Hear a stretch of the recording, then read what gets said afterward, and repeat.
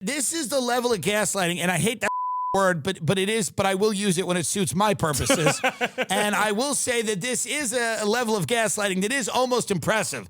The news now has to tell you that your eyes and ears you're seeing the words and they're on the paper, but they have to then tell you that none of the words actually are any indication of what the words are supposed to mean.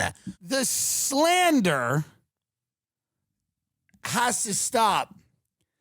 And I thank God that NBC has the guts to come out and say, hey, just because the president was mentioned 50 times in the deposition of a victim of a human trafficker, just because he might have taken said human trafficker's plane 25 times or whatever, just because the human trafficker's best friend, Ghislaine Maxwell, was at the president's daughter's wedding. There is no wrongdoing. None of this suggests any wrongdoing by the president. It's very important that NBC and all the other news networks that we know and trust come out and first and foremost defend the honor of the man who's mentioned 50 times in the human trafficking docs. It's very important. Who will do it if not NBC? Chris Matthews, who used to host Hardball until I don't even know what happened. I don't know why they threw him out. I don't think he even did anything. I don't know what he did. I think he made some inappropriate comment to a woman in an elevator. Whatever. Mm-hmm. Chris Matthews, his reaction to the Epstein thing was like, well, all of these politicians, they're broke and they need rides around the country. So some of them end up in these planes. And rich guys offer to fly them around. Yeah, this is, Chris Matthews came out and said like, hey guys, the Clintons can't afford to charter their own plane, yet I can. Somehow I can charter a private plane if I want to go perform at Side Splitters in Tampa, but Bill and Hillary Clinton somehow can't afford a chartered plane, so they have to take the charity of Jeffrey Epstein. Chris Matthews goes, to get around for their professional and political reasons. They've become friends with the wrong frickin' people. And these people are frightening and they want something. They want the prestige of hanging around a politician. So that was Chris Matthews, again, somebody who works at NBC.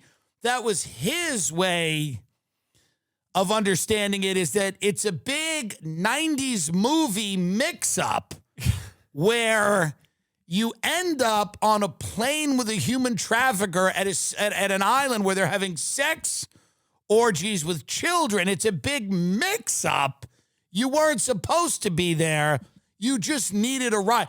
It was Planes, Trains, and Automobiles starring the ex-president of the United States and a bunch of 15-year-olds. That's what it was. And anyone who thinks it's anything else, you're crazy. Because none of this suggests any wrongdoing. Not one, not any of it. None of it. None of it. This is the level of gaslighting, and I hate that word, but it is, but I will use it when it suits my purposes. And I will say that this is a level of gaslighting that is almost impressive. The news now has to tell you that your eyes and ears you're seeing the words and they're on the paper, but they have to then tell you that none of the words actually are any indication of what the words are supposed to mean. Like, for example, it would be like me handing you a menu and then walking over to your table a few minutes later and going, none of this is food. And you go, well, I don't understand. You go, well, it's just words on a paper. None of it suggests we have any of the food. And you go, wait, but it's a menu saying you've got a steak and mashed potatoes. Yeah, but have you seen any of it?